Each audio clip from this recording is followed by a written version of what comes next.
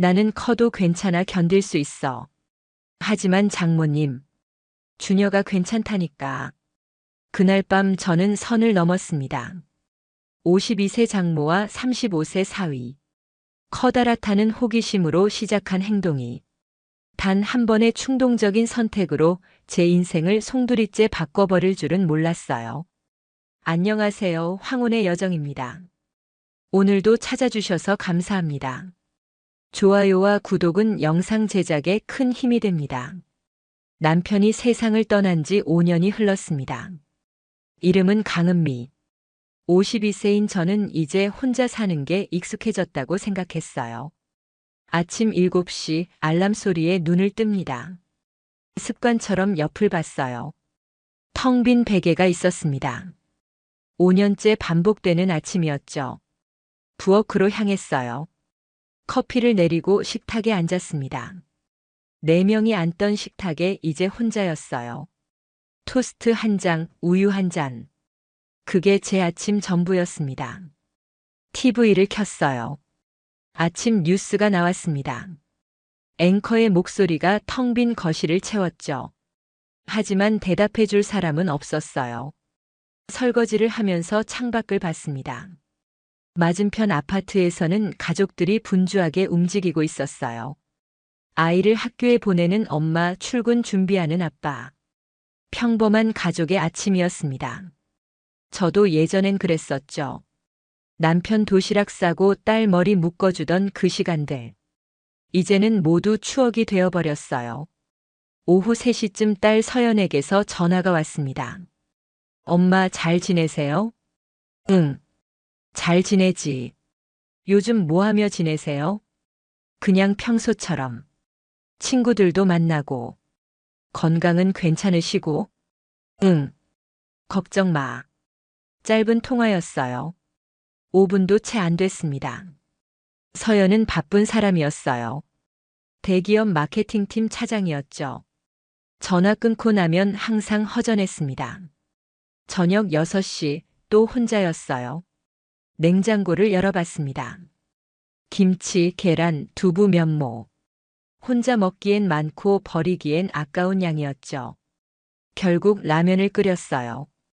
텅 빈 식탁에 혼자 앉아서 먹었습니다. TV 소리만 요란했어요. 밤 10시 침대에 누웠습니다. 천장을 바라봤어요. 이게 제 하루였습니다. 내일도 모레도 똑같을 거예요. 외로움은 있었지만 참을만 했습니다. 아니, 참아야 했어요. 이제 혼자 사는 게 제 일상이었으니까요. 그날은 금요일 저녁이었습니다. 설거지를 하고 있는데 갑자기 물소리가 이상했어요. 싱크대 밑에서 물이 새기 시작했습니다. 당황해서 수건으로 닦아봤지만 소용없었어요. 계속 물이 샜습니다. 급하게 딸에게 전화를 걸었죠. 서연아, 집에 물이 새. 어떡하지? 엄마 진정하세요. 제가 준혁 오빠 보낼게요. 준혁이가? 네. 오빠가 그런 거 잘해요. 30분 안에 갈 거예요. 전화를 끊고 주변을 정리했습니다. 괜히 거울을 봤어요. 머리를 매만지고 있는 제 모습이 이상했죠. 사위가 오는데 왜 이러나 싶었어요. 30분 후 초인종이 울렸습니다. 문을 열었어요. 준혁이 작업복 차림으로 서 있었습니다. 장모님 안녕하세요. 어서 와. 미안하다. 갑자기 부르게 돼서. 아니에요. 당연한 일이죠. 준혁은 35세였어요. 키가 182cm로 체격이 좋았습니다. 건축 설계 사무소를 운영하는 성실한 남자였죠. 싱크대를 보더니 금방 원인을 찾았어요. 배관 연결 부위가 헐거워졌네요. 금방 고칠 수 있어요. 공구를 꺼내 작업을 시작했습니다. 저는 옆에서 지켜봤어요. 능숙한 손놀림이었습니다. 좁은 싱크대 아래로 들어가는 준혁을 봤어요. 셔츠가 약간 올라가며 허리 라인이 보였습니다. 탄탄한 몸이었어요. 순간 이상한 기분이 들었습니다. 지금까지 한 번도 느껴보지 못한 감정이었어요. 준혁을 남자로 본 건 그때가 처음이었죠. 다 됐습니다. 장모님, 정말 고마워. 준혁이 일어서며 손을 씻었어요. 저는 황급히 커피를 내렸습니다. 커피 한 잔 하고 가. 감사합니다. 거실 소파에 마주 앉았어요. 어색한 침묵이 흘렀습니다. 요즘 일은 잘 되고 있어? 네. 그럭저럭요. 서연이는 요즘 바쁘지? 네. 해외 출장도 많고요. 그렇구나. 대화가 끊겼어요. 준혁이 커피를 마시고 일어났습니다. 그럼 저 이만 가볼게요. 그래. 조심해서 가고. 정말 고마워. 나중에 뭐 불편한 거 있으면 언제든 연락하세요. 그 말이 마음에 남았어요. 언제든지라는 단어가요. 문이 닫히고 나서 한참을 멍하니 서 있었습니다. 가슴이 두근거렸어요. 왜 그랬는지 모르겠더라고요. 그날 밤 잠이 오지 않았습니다. 준혁의 모습이 자꾸 떠올랐어요. 넓은 어깨, 큰 손, 탄탄한 체격. 그리고 따뜻한 미소까지. 고개를 저었어요. 안 돼. 저 사람은 내 사위야. 이런 생각하면 안 돼. 하지만 마음은 제 뜻대로 되지 않았습니다. 그 후로 준혁의 방문이 잦아졌어요. 보일러가 이상하다고 하면 왔고 전등이 나갔다고 하면 또 왔습니다. 장모님 혼자 사시니까 이것저것 불편하시죠? 아니야. 내가 이렇게 와주니까 큰 도움이 돼. 당연한 일이에요. 한 달에 서너 번은 만났어요. 매번 뭔가를 고쳐주고 갔습니다. 저는 그때마다 밥을 차려줬어요. 저녁 먹고 가. 괜찮아요. 집에 가서. 아니야. 혼자 먹기 심심하니까 같이 먹자. 그렇게 시작된 식사 자리였습니다. 처음엔 어색했어요. 하지만 점점 자연스러워졌죠. 준혁은 제 음식을 잘 먹어줬어요. 장모님 음식 정말 맛있어요. 많이 먹어. 혼자 해 먹으면 대충 하게 되잖아. 네. 감사합니다. 이야기도 많아졌어요. 일 이야기, 취미 이야기. 서연 이야기도 조금씩 나왔습니다. 서연이가 요즘 너무 바쁜가 봐. 네. 밤 11시에 퇴근하는 날도 많아요. 힘들겠다. 준혁의 표정이 잠깐 어두워졌어요. 뭔가 말하고 싶은데 참는 것 같았습니다. 어느 여름날 저녁이었어요. 에어컨 실외기가 이상하다고 연락했죠. 준혁이 왔습니다. 베란다로 나가 실외기를 점검했어요. 날씨가 무척 더웠습니다. 준혁의 이마에 땀이 송골송골 맺혔어요. 많이 덥지? 잠깐만 기다려. 수건을 들고 베란다로 나갔습니다. 준혁에게 건넸어요. 고마워요, 장모님. 그때 손이 스쳤습니다. 짧은 순간이었어요. 하지만 온몸에 전기가 흐르는 것 같았습니다. 준혁도 느낀 것 같았어요. 잠깐 동작을 멈췄거든요. 우리의 시선이 마주쳤습니다. 장모님. 응? 아니에요. 계속 작업할게요. 그날부터 뭔가 달라졌어요. 서로를 의식하기 시작했습니다. 준혁을 볼 때마다 자꾸 남자로 보이기 시작했어요. 사위가 아니라 한 명의 남자로요. 저도 달라지고 있었습니다. 준혁이 오는 날엔 옷차림에 신경 썼어요. 머리도 더 신경 써서 말리고 향수도 뿌렸죠. 거울 앞에서 자신을 보며 생각했습니다. 내가 지금 뭐 하는 거지? 하지만 멈출 수 없었어요. 5년 동안 혼자였던 52세 여자의 마음이 움직이기 시작한 거죠. 그날은 토요일 오후였습니다. 준혁이 거실 선반을 고쳐주러 왔어요. 장모님, 이 나사들이 다 헐거워졌네요. 새로 조여드릴게요. 고마워. 내가 커피 내릴게. 작업하는 동안 저는 부엌에서 커피를 준비했어요. 그때 거실 소파에 준혁의 핸드폰이 놓여 있는 게 보였습니다. 띠링띠링.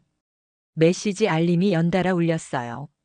한 번도 아니고 3번, 4번이나요. 가져다 줘야겠다 싶어서 핸드폰을 집어들었습니다. 그런데 화면에 메시지가 그대로 떠 있었어요. 발신자는 와이프.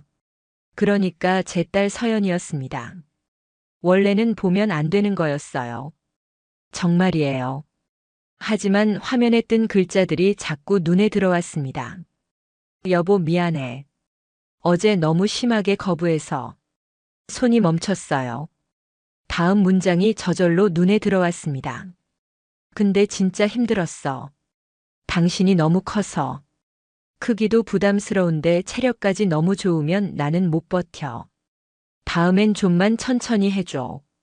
심장이 쿵 내려앉는 느낌이었습니다. 이건 제가 봐선 안 되는 내용이었어요. 부부 사이의 은밀한 문제였죠. 황급히 화면을 끄고 부엌으로 향했어요. 준혁아, 문자 계속 오는데 확인해봐. 목소리가 떨리지 않으려고 애썼습니다. 아, 감사합니다. 준혁이 핸드폰을 받아들고 화면을 확인하는 순간 얼굴이 굳었어요. 그리고 저를 쳐다봤습니다. 우리의 시선이 마주쳤어요. 준혁은 알았습니다. 제가 메시지를 봤다는 걸요. 저도 알았어요. 준혁이 제가 봤다는 걸 알았다는 걸요. 어색한 침묵이 거실을 가득 채웠습니다. 저기, 장모님. 아, 내가 커피 내릴게. 준혁이 아메리카노 좋아하지? 황급히 화제를 돌렸어요. 준혁도 더 이상 말하지 않았습니다. 하지만 공기가 완전히 달라진 게 느껴졌어요. 뭔가 보이지 않는 선이 그어진 것 같았습니다. 그날 준혁은 선반을 고치고 일찍 집으로 돌아갔어요. 장모님, 그럼 먼저 가볼게요. 그래. 조심해서 가. 문이 닫히고 나서 저는 소파에 주저앉았습니다. 가슴이 두근거렸어요. 왜 심장이 이렇게 뛰는 걸까요?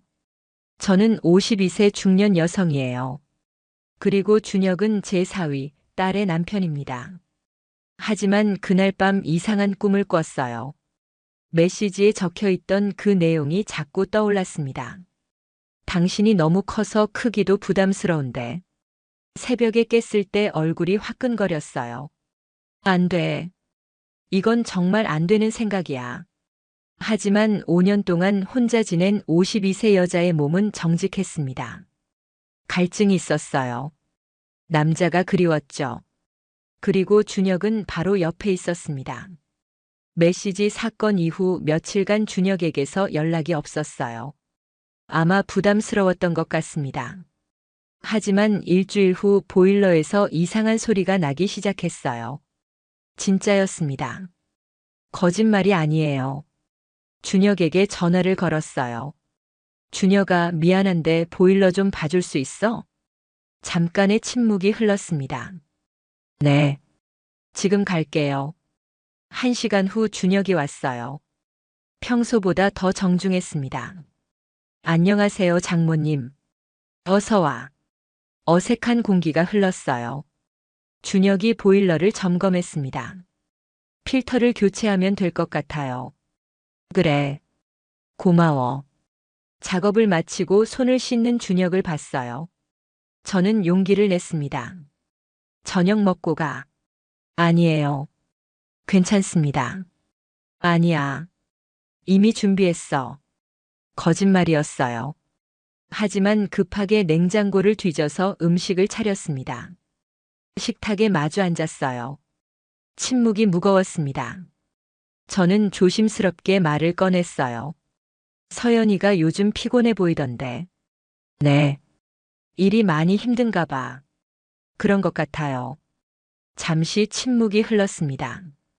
저는 한 발 더 나아갔어요. 부부 생활은 괜찮아? 준혁의 손이 멈췄습니다. 고개를 들어 저를 봤어요. 장모님. 아니야. 괜히 물어봤어. 미안해. 아니에요. 준혁이 젓가락을 내려놨습니다. 한참 고민하더니 입을 열었어요. 사실 별로 안 괜찮아요. 그 말에 가슴이 두근거렸습니다. 서연이가 저를 피해요. 왜? 제가 타고난 게 문제인 것 같아요. 준혁의 목소리가 떨렸어요. 크기가 서연이한테는 부담스러운가 봐요.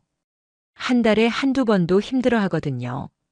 그 고백에 숨이 막혔습니다. 서연이 잘못이 아니에요. 제 잘못도 아니고 그냥 안 맞는 거죠. 준혁의 눈에 슬픔이 어려 있었어요. 외롭습니다, 장모님. 아내를 안고 싶어도 아파할까봐 못하겠어요. 저는 아무 말도 할 수 없었습니다. 그날 밤 준혁이 떠난 후 한참을 멍하니 앉아 있었어요. 준혁의 고백이 머릿속을 맴돌았습니다. 그리고 궁금해지기 시작했어요. 정말 그렇게까지 큰 걸까? 장마철이 왔습니다. 비가 매일 내렸어요. 어느 날 저녁 베란다에서 물이 새기 시작했어요. 방수가 제대로 안 된 것 같았습니다. 준혁에게 연락했어요. 비 오는데 미안해. 베란다 좀 봐줄 수 있어? 지금 갈게요. 30분 후 준혁이 왔습니다. 비에 조금 젖어 있었어요. 괜찮아? 네. 괜찮아요. 베란다로 나가 점검을 시작했어요. 저도 따라 나갔습니다. 좁은 베란다 공간이었어요. 준혁이 방수 상태를 확인하는 동안 비가 더 세차게 내리기 시작했습니다. 갑자기 빗줄기가 강해지며 창문 틈으로 비가 들이쳤어요. 아! 저도 모르게 소리를 질렀습니다. 준혁이 재빨리 저를 안쪽으로 끌어당겼어요. 조심하세요. 그의 팔이 제 허리를 감쌌습니다. 우리는 아주 가까운 거리에서 마주보고 있었어요. 준혁의 셔츠가 비에 젖어 있었습니다. 피부가 비쳐 보였어요. 탄탄한 가슴 근육이 선명했습니다. 숨소리가 들렸어요. 제 것인지 준혁의 것인지 알 수 없었습니다. 장모님. 준혁의 목소리가 낮고 거칠었어요. 이러면 안 되는데. 자꾸 의식하게 돼요. 나도. 그 말이 저절로 나왔습니다. 준혁의 눈빛이 달라졌어요. 저를 바라보는 시선이 뜨거웠습니다. 천천히 얼굴이 가까워졌어요. 저는 눈을 감았습니다. 입술이 닿았어요. 부드럽지만 간절한 키스였습니다. 5년 만에 느껴보는 남자의 입술이었어요. 밖에서는 비가 쏟아지고 있었습니다. 하지만 우리는 멈출 수 없었어요. 그날부터 2주가 흘렀습니다. 서연이 유럽 출장을 간다는 연락이 왔어요. 일주일 정도 걸린다고 했습니다.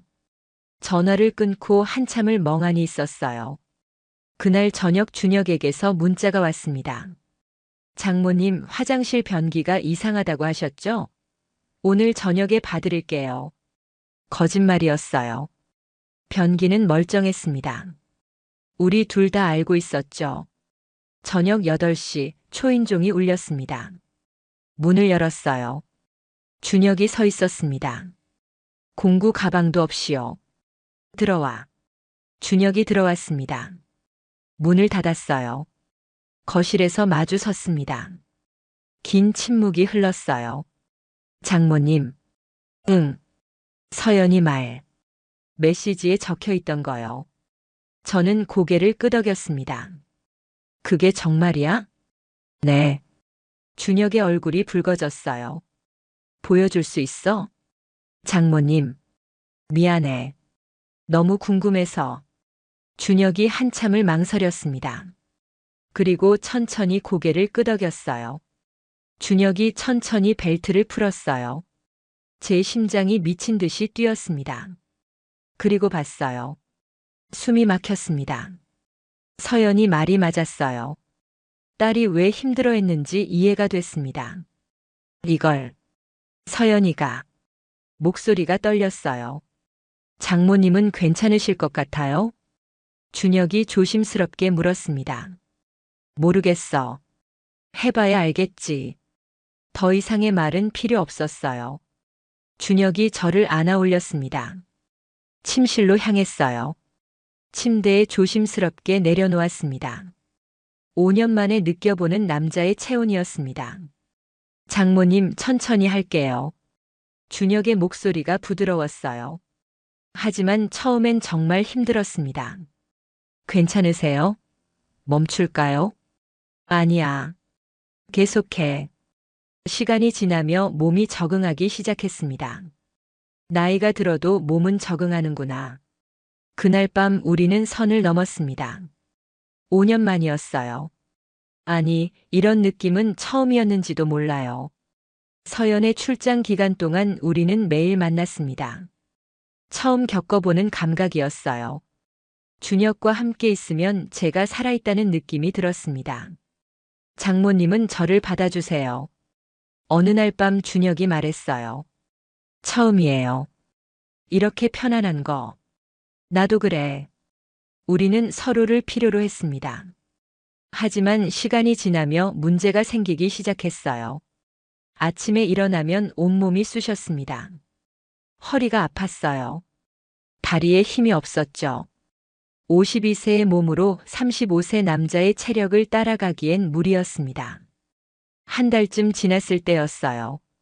아침에 일어날 수 없었습니다. 장모님, 준혁이 놀라서 달려왔어요. 병원 가셔야 해요. 괜찮아.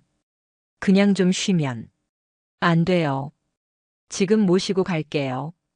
병원에서 진찰을 받았습니다. 극심한 피로와 근육통이 있으시네요. 무리하셨나요?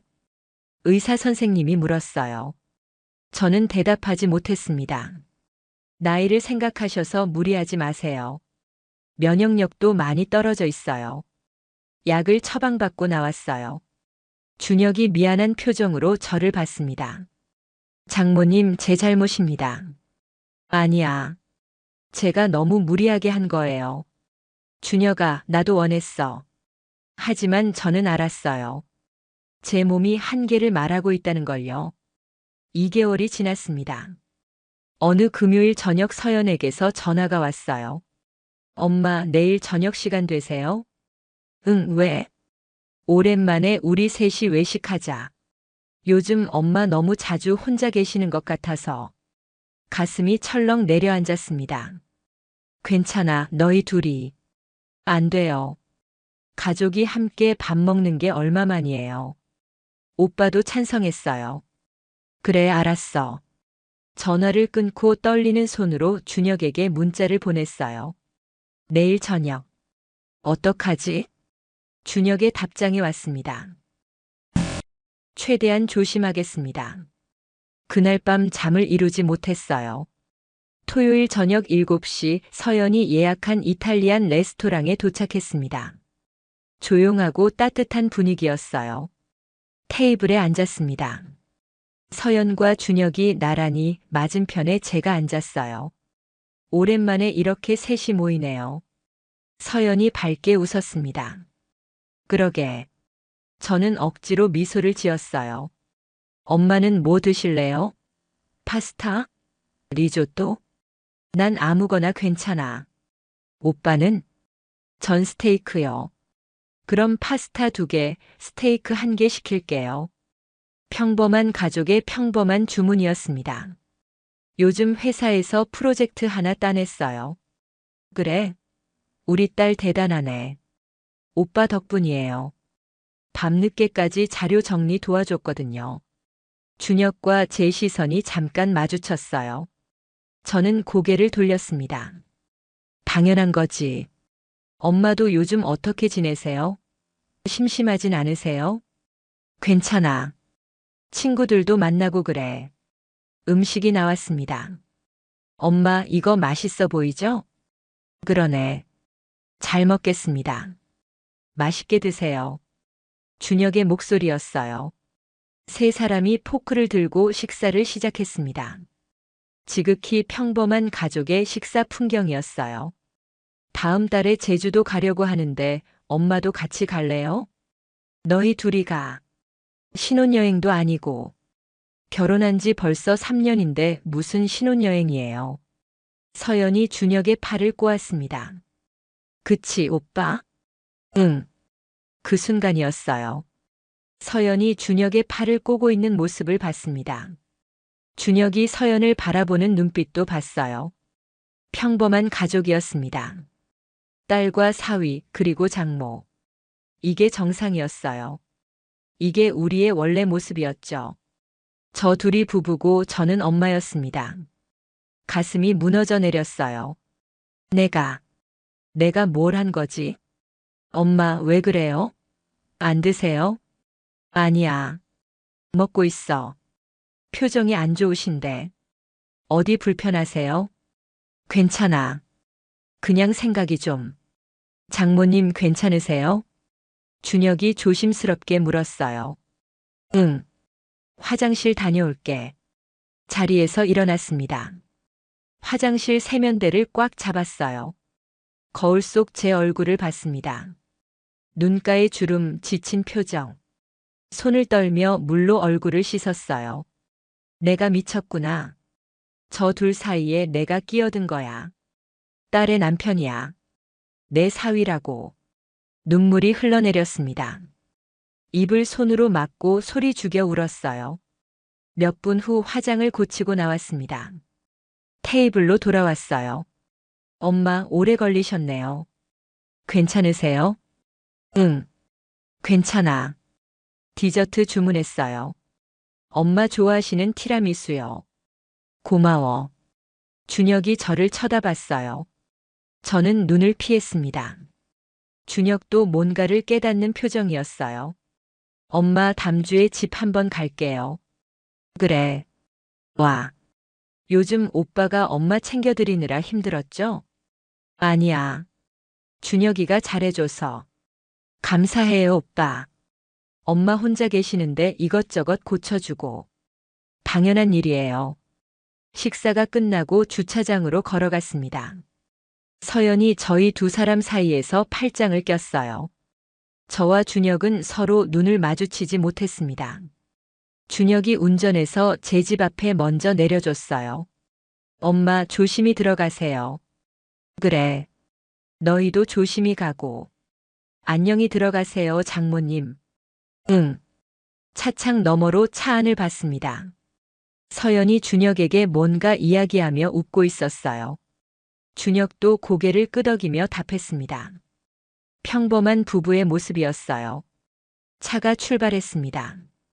저는 그 자리에서 한참 서 있었어요. 집에 들어왔습니다. 불도 켜지 않고 소파에 앉았어요. 어둠 속에서 긴 침묵이 흘렀습니다. 핸드폰을 꺼냈어요. 준혁의 번호를 봤습니다. 문자를 쓰려다 지웠습니다. 몇 번이나 반복했어요. 그때 준혁에게서 문자가 왔습니다. 장모님, 오늘 깨달았습니다. 우리가 잘못하고 있다는 것을. 죄송합니다. 눈물이 흘러내렸어요. 나도. 미안해. 이제 그만하자.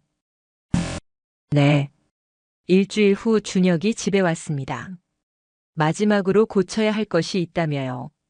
실은 작별 인사하러 온 거였죠. 들어가지 않을게요. 그래. 앞으로는 정말 큰일 아니면 안 오겠습니다. 서연이 잘 챙겨줘. 최선을 다하겠습니다. 긴 침묵이 흘렀어요. 후회해? 아니요. 하지만 잘못된 거였어요. 나도 그래. 후회는 안 하는데 계속할 순 없더라. 장모님 덕분에 위로받았습니다. 나도. 건강하세요. 너도. 준혁이 돌아섰습니다. 뒤돌아보지 않고 걸어갔어요. 저는 문 앞에서 그 뒷모습을 봤습니다. 엘리베이터 문이 닫혔어요. 조용히 문을 닫았습니다. 에필로그 마이너스 3개월 후. 다시 혼자인 일상으로 돌아왔습니다. 하지만 이전과는 달랐어요. 뭔가 채워졌다가 비워진 느낌이었습니다. 어느 주말 서연에게서 전화가 왔어요. 엄마, 주말에 갈게요. 그래, 와라. 오빠도 같이 갈게요. 선반 하나 달아야 한대요. 그래. 현관이 열렸습니다. 서연과 준혁이 들어왔어요. 엄마, 어서 와. 안녕하세요, 장모님. 응. 어서 와.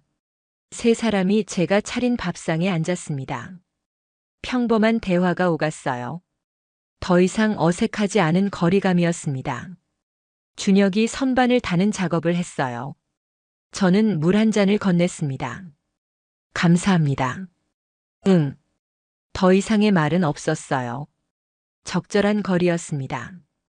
떠날 시간이 됐어요. 엄마, 다음 주에 또 올게요. 그래. 조심히 가고. 안녕히 계세요. 그래. 문이 닫혔습니다.